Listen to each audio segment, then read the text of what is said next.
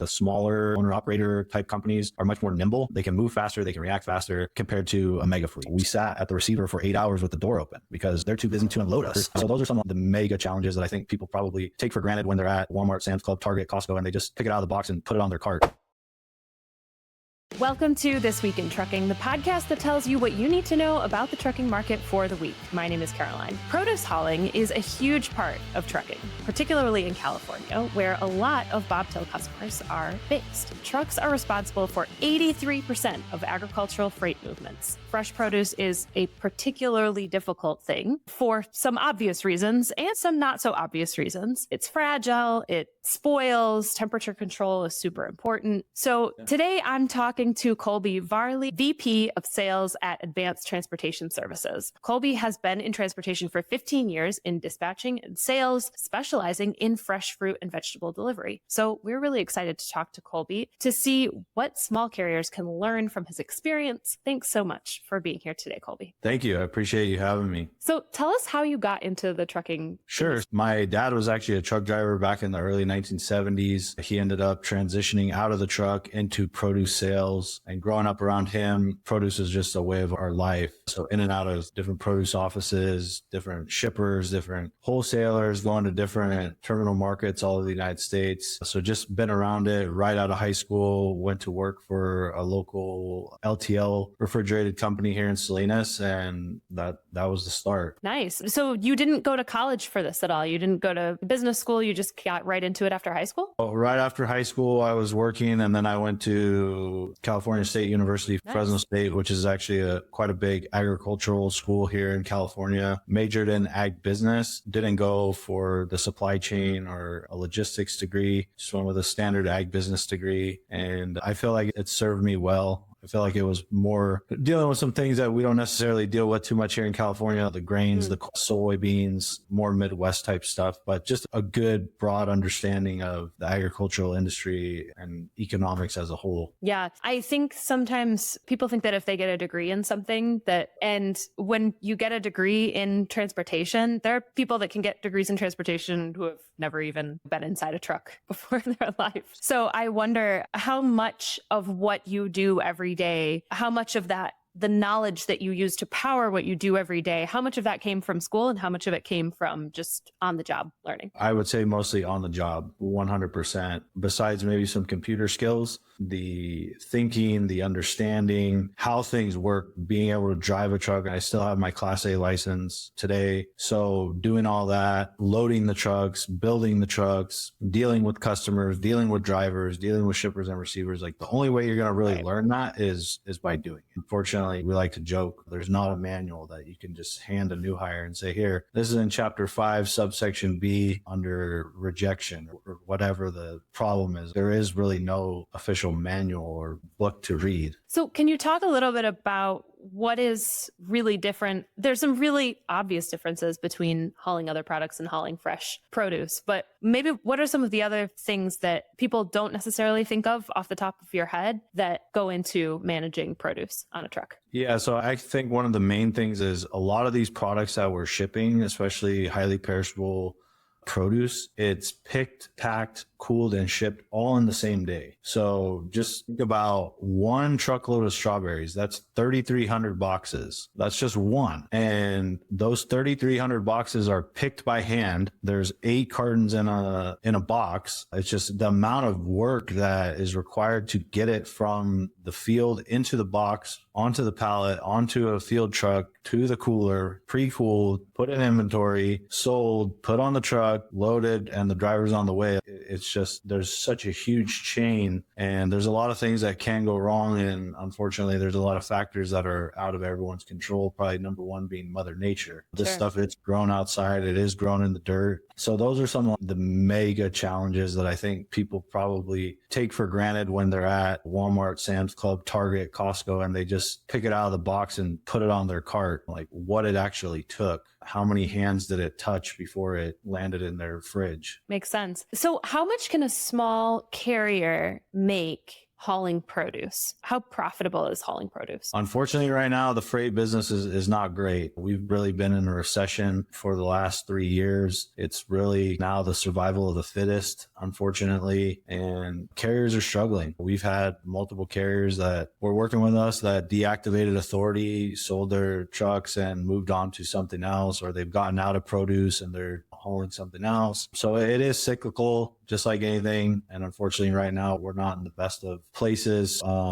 And everybody's different, right? It depends on what your costs are. So I don't know if I could give you an answer on that, but right now it's not great. Yeah. Compared to other products, if you are thinking about hauling fresh produce versus just really anything else that you can haul in a reefer, how does that compare? How does that stack up? Where would you say, is it better than some things, not as great as other things? For me, it's the best, but that's what I know. If you ask me about dry freight or like heavy haul or over dimensional, I couldn't tell you. I don't know what that's like. I don't know really what it pays, and that's okay. You know, our niche or my niche is highly perishable food and produce. That's the game we play. We stay in our lane and we try and be the best at it. This is something that I've talked about with a couple of other people in the industry about when you're getting into this business or when you're trying to improve your business as an owner operator or as a carrier. What are some of the things that you can do? And one of the answers to that is specialize in something, Absolutely. Make something your thing. Because if you are the trucking operation for everything, then you're really a trucking operation for nothing. A produce shipper, like the ones you work with, they're not looking for the carrier that can do it all. They're looking for the carrier that knows how to haul fresh produce. And so if you can specialize in that, then you can do really well. Is that something that you look for when you're looking for new carriers to work with you? What are you looking for specifically with them? So for us, I mean, there's a few things. Number one, somebody that's hauling produce knows how to haul refrigerated. So usually they have an abundance of reefer trailers and they're in the refrigerated space. Number two is we're looking at equipment. That's one of the things that kind of sets us apart. We go to these carriers, we try and meet with them. Obviously, here in California, we're blessed. A lot of our companies are up and down California, so it's very easy for us to get eyes on. And when you go to a company, it's like going to someone's house. You're going to see, okay, is the yard clean? Is it organized? Do they have a shop? Do they have a mechanic? And I'm not saying you have to have all that, but the guys that do have that, it's okay. This is a reputable company. They have a clean office. The dispatch is organized. The owner can take you around and say, hey, when the trailer comes in, if it's loaded, it's parked on this side. If it's empty, it's parked on this side. It's inspected. It's made sure it's clean. We check the chute and we know that trailer, a driver can come pick it up and it's ready to go. So having those different things, looking at that.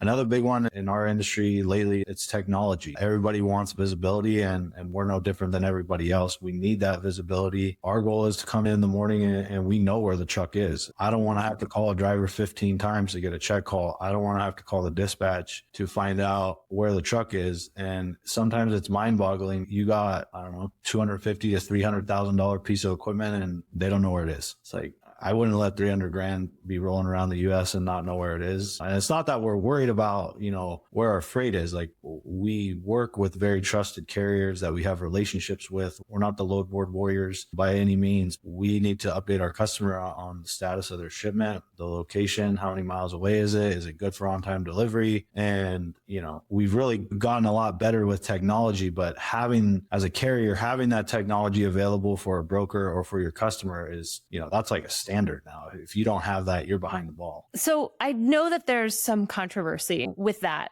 comes along with that, because there's obviously a lot of really good things about that, especially for the broker or the shipper to be able to track that truck. But I've also seen some scenarios where the carrier ends up getting charged a pretty hefty fine for losing the tracking. And that can happen to no fault of the driver or the carrier, Absolutely. right? Sometimes it goes out of signal. Sometimes shit happens, right? And like, if there's any tagline for this industry, it's shit happens. Absolutely. And you have to be able to deal with it. But I've seen some carriers get some really, really hefty fines for having that happen to them. How do you deal with that when you're dealing with carriers, and how do you manage that so that you keep the carriers on but also make the shippers happy? Yeah. So for us, we don't do that. I don't have the time nor the patience to track and say, hey, this one stopped tracking. Let's fine them $100. I think that's just not a great business practice. I don't know. Luckily for us, I don't have a customer that is charging me. So why brokerage is trying to charge a carrier, for example, I'm just going to use an example, right? Every brokerage seems to have their form of tracking that they prefer, whether that's like McNamee, Trucker Tools, whatever it could be. If Trucker Tools fails or it goes out, like you said, and it's no fault of the driver, why are we as an industry trying to charge somebody for that? Our preference, from what I can tell, is Samsara is the best system out there that we've come across, bar none. I don't think they have anybody that's close to them, and the visibility that they provide and the accuracy, there's never a problem, it seems, with Samsara. So for our guys, it really comes down to a conversation, and our guys know what we expect. And ultimately it comes down to, if you're not going to comply, we can't risk our customers' business for you not getting on board with what we want. So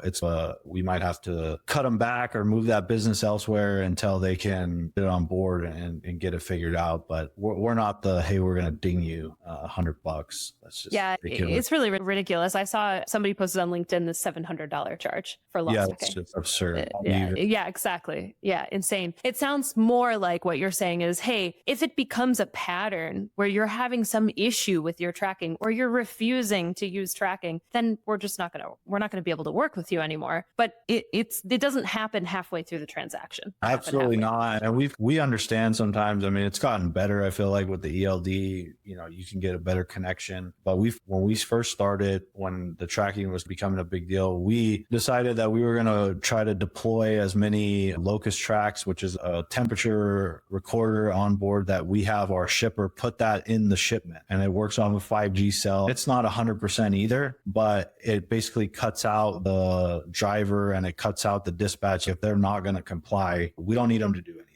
We can see where it is, and just that's really made it a lot easier as well. Just a different option, right? How can you get the same result with changing your approach? Another big point of contention in hauling refrigerated freight is temperature control. And that can turn into a battle as well when you're trying to collect on invoices as a carrier. Can be. That when one place you got one temperature, someone else tells you another temperature. At the end, once you deliver, it was actually supposed to be another temperature. And I've heard that even with all of the technology that we have available to us, communication can still break down, and you can still have a mistake that happens and it causes a load to spoil or some kind of damage on the freight. How do you deal with that when that kind of thing happens, and how do you avoid it as much as possible? So to avoid it as much as possible, we could start there. What we do, technology has helped us a ton, right? And actually one of the main things that's helped us is drivers being able to send us a text message with the picture of the bill of lading and the reefer setting as soon as they're loaded. That has been really helpful for us. So we can verify, okay, shippers saying that the set point needs to be at 42 continuous, and the driver is also sending us a picture of his reefer setting, confirming, hey, I got it set on 42 continuous. So those two things alone have helped tremendously. And the other thing for us is we really try and get our hands on the driver. We haul a lot of strawberries, a lot of berries, and those drivers can be a little scared of them. Companies can be a little scared of them, but they're actually quite easy to haul. It's just a matter of doing a few things. In the summer months, you need to plug your drain holes. In a reefer trailer, there's 4 holes on each corner. Obviously, if you're hauling a wet load, you want to get that water out. But plugging those up,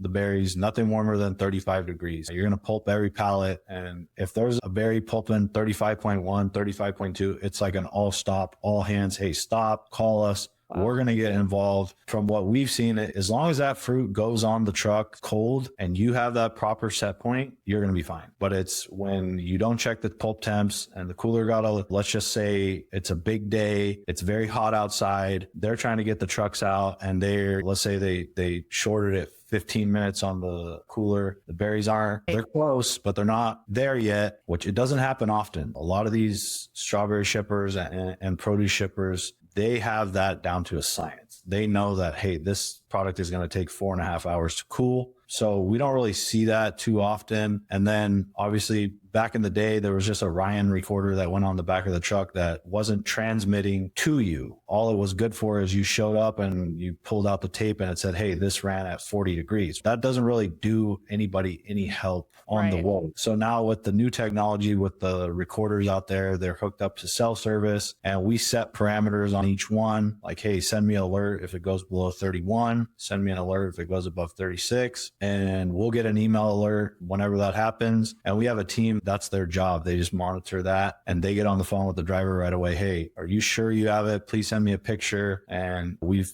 been able to save shipments because of that. And we've also been able to divert trucks into a Thermo King or a Carrier dealer to get, hey, is this thing operating correctly? It says it's blowing cold air, but the internal box temp on a different reading saying something else. Like we need this checked. And so that's been really helpful. But dealing with those on the back end when something does go wrong, it is very difficult. And I think the consensus in the industry is if you're a driver that the broker is always just trying to pin the claim on the truck. So there is a bad rap for that in our industry. Yeah. We are not those guys. We're looking to assign blame to where the blame needs to be assigned, not necessarily the carrier. And I can tell you, I've had multiple times, which it's very difficult and you have to be sincere and caring and not let emotion get in the way, but where you're literally sitting down with a customer like, hey, here's the facts. Like, this is not a truck issue. This is a shipper issue. Or this is, we sat at the receiver for 8 hours with the door open because they're too busy to unload us. And I think being able to have those conversations and articulate the facts, and that's being an expert in your field, really makes it a lot easier. And unfortunately, there's more non-experts than experts. So when a carrier has a claim, those are the guys that are feeling the broker trying to pin it on them. Right.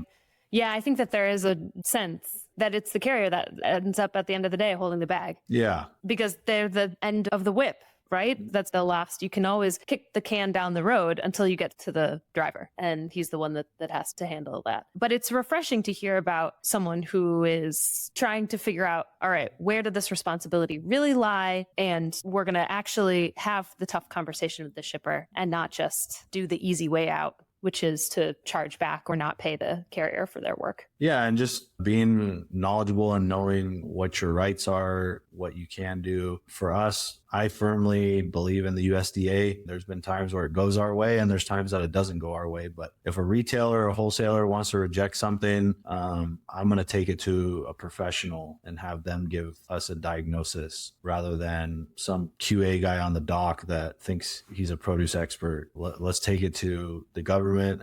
That's what they're there for, right? They're there to do a federal inspection, and let's see what the federal says. And usually once you get a federal involved, it makes it a lot more cut and dry kind of to where to assign blame. That's interesting. Can you explain a little bit about that? Because I've heard that this situation happens at Bobtail. We do factoring, and we come up with this situation quite a bit where if a customer is not paying for an invoice that someone has factored, then obviously that's an issue for us, and more so for the carrier that tried to factor that load. So can you talk a little bit about that? What kind of recourse does the carrier have when something like that happens? And can a small carrier access that avenue? Absolutely. The USDA is the one that's in charge of doing a federal inspection. They have field offices all over the United States. I think there's a few areas that they don't, but they'll fly a agent there if needed. But usually the way it works is, say you have a rejection and there's a difference in opinion on who's responsible for that problem. That's usually a really good time to get in touch with your local USDA field office and request an inspection. Usually you're looking for quality and grade. So they're going to inspect the whole load. They're going to get pulp temperatures and they're going to grade it on quality and grade. So depending on how that comes out, for example, if a retailer kicks a load of lettuce because they say it's bad and the shipper says, hey, that stuff was good, the recorder shows it might have been a little warm, it's a carrier claim. So that would be a good time to start a USDA inspection. You're going to get it inspected by the USDA. The USDA is going to do all of the inspection on that load, and they're going to come out with a finding of what that load is. So if the pulp temps come back good and it makes grade and it's good quality, then it's falling back onto the shipper. But if the pulp temperatures are out of range, there's some quality defects that they say, hey, this could be linked to warmer temperatures, then that's going to end up on the carrier. Hey, you didn't maintain that temperature. You have a warm recorder and you have product that's at the same temperature. That's a pretty good indication that there was an issue. But yeah, anybody has access to that. You can find their information online. I think it's like a few $100s to get an inspection done, but it just makes it a lot easier to assign blame and get it figured out. Yeah, it sounds like that's something that has to happen really quickly, right? Let's say I'm going in, let's say the broker is maybe not so on my side about this, and I get into unloading and the shipper is saying, hey, there's something wrong with this shipment. I should have that office on speed dial, or it must have to happen like... Yeah, most of the time, if you give them a call, there's a good chance, depending on how busy they are, that they could do it that day. If not, they'll get to you first thing in the morning. So obviously they understand it's produce, right? So they're working as fast as they can. And sometimes they have other inspections that they're doing. But for the most part, they're pretty good. It's not one of those things like, oh, we'll see you next week or 2 weeks from now. For the most part that we've done, you're getting the same day that you call or you're setting it up for first thing in the morning. And they take all that into consideration when they're looking at the product. They understand how many days that it's been picked or harvested and how long it's been on the truck. So they look at all that and they have their calculations that they use to figure out what normal breakdown would look like or what issues they might find due to the time. So what kinds of trucking companies are working with you specifically? Are you working with smaller fleets, owner operators, or is it mainly big carriers? Like what's the truck count of a normal carrier that would work with you? Yeah. So I don't know if there's like a normal, I mean, we work with the owner operator all the way to some of the largest mega fleets in the US and everybody in between. So we found that there's a good place for everybody in our business. I would say that the smaller mom and pop or owner operator type companies are much more nimble. They can move faster. They can react faster compared to a mega fleet. So there's a advantage and disadvantage to both of them. Like a kind of a disadvantage, I would say, for an owner operator is, especially with what we do, is breakdowns are going to happen. We know that. And being able to repower or relay that truck within 24 hours is invaluable to us. That's like a prerequisite. So having that ability, the bigger fleets have that ability, especially guys that run like a certain lane, traffic lane.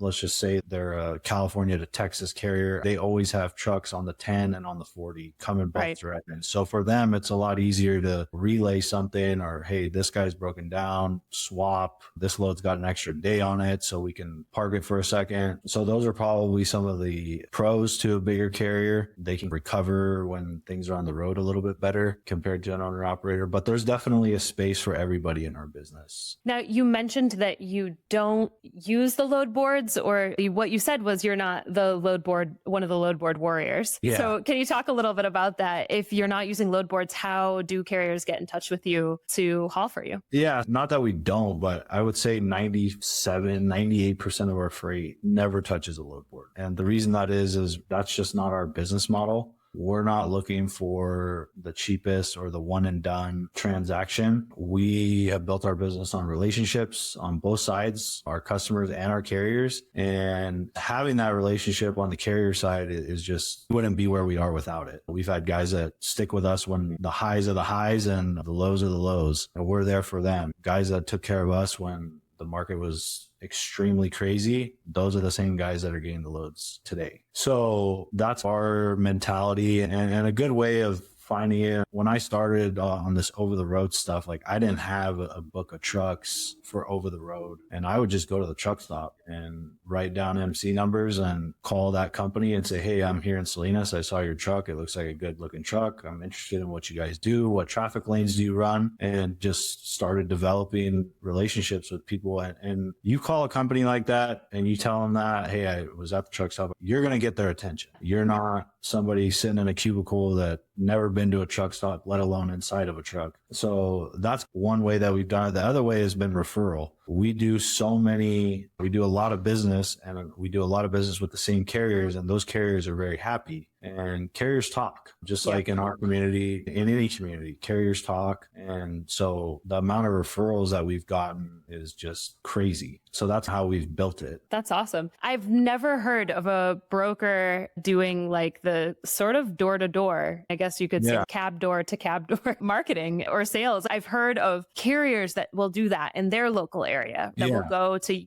different yards that they see shippers, or who will network with brokers locally. But I've never heard about it the other way around. So I think that's really neat. About what time of year were you doing that? Or what sort of era were you doing that? Was that pre-COVID? Was it crazy high market during COVID? It was pre-COVID, pre-electronic logbook. Oh, wow. Okay. Yeah. So that would probably have been in like 15, 16 probably. And obviously we're blessed. We're here in the salad bowl of the world. So when it's summertime up here, the truck stops are just overflowing. So it's not like it's a major inconvenience. And you're talking to trucks that are coming to areas that you want to load. So you just got to find out where they're trying to go. And then once you figure that, then you know that you're going to offer somebody that runs to Florida, you're going to offer them Florida freight. Somebody that wants to run to the Northeast, you're going to offer them Northeast freight. So we've been really successful because of that. And if a carrier wanted to get your attention today, really wanted to work with you, what are some things that they could do? We're pretty easy, and just a phone call, an introduction, an email, here's what we do. And just, you got to follow up. I've had guys that have called and they just keep calling back. And persistence. And then one day they'll call and say, hey, like I have a truck and I had just had a load come over for that lane that they're looking for. And it's, hey, you know what? Let's try it out. And they do a good job, and we're still working for them, working with them to this day. So I think that's a lot of it. You just got to be persistent. Yeah. So this is a question that I've been asking to a lot of people. The holidays are coming up. By the time we publish this, it probably won't be the holidays anymore, but we'll have just gotten through it. But it can be a really tough time for business owners. It's a time, especially in freight, that usually the market is pretty high and you can get really good rates if you're willing to work on the holidays. But that's a huge personal sacrifice, can mean a big sacrifice for your family if you're busy around that time. What advice do you have as someone who works in this industry and has worked in this industry for a long time? What kind of advice do you have for people who are trying to get started? They're trying to do well in their business, but the holiday time is tough. Yeah. So for us as brokerages, I feel like our customers rely on us most during those tough times. Trying to get into the brokerage or freight, the holidays are very tough. Like with my family, everyone wants they're off for a week or 2 weeks or whatever. And for me, that's just not the case. And it becomes very stressful. My wife was in the business, so she understands, I think if you're in the supply chain during the holidays, like you're probably grumpier than most, unfortunately. And it sucks. It really does, because half of you empathizes with people that want to be home. Drivers, sheds closing early, not open. We had customers on Thanksgiving that closed early on Wednesday and didn't reopen until Monday. It just throws a huge wrench into the bicycle spoke, and trying to accommodate all that. And I feel like sometimes 2 weeks before a major holiday, I feel like the most major ones are obviously Thanksgiving and Christmas. Everything else is okay, but sometimes you feel like you become a travel agent because you're trying to get people to a place where it's either close to home or it is home. And some of these guys rely on you, and you give them your word, and it's like, you got to come through. Okay, I got to be home. So it can become very stressful, but it seems like no matter how stressful it gets, I feel like we always get it done. And just trying to keep that in the back of your mind. Hey, I know right now it sucks and you're in the middle of it, and it's 2 days before Christmas and you're trying to get loads covered, and it's just a nightmare. And then Christmas Eve rolls around and it's okay, everything got covered. We might have lost some money. There might have been some blood spilt, but everybody got to where they're supposed to be, and all the customers have their loads picked up. But it's definitely a battle, during the holidays. Yeah. Definitely. Is there anything else, Colby, that you want to share about your business, how people can get in touch with you, where people can find more information about you? Yeah, absolutely. So we are all over the internet, social media. I have an office here in Salinas. I have an office in Visalia, California, and we also have an office in Chicago. And we're actively looking to add great marketing people to our team. So if you're interested, it's a great place to be employed. It's fun, and you can make a really good good living. I would encourage people to reach out and let's start a conversation. Awesome. Thanks so much, Colby. Yeah, thank you.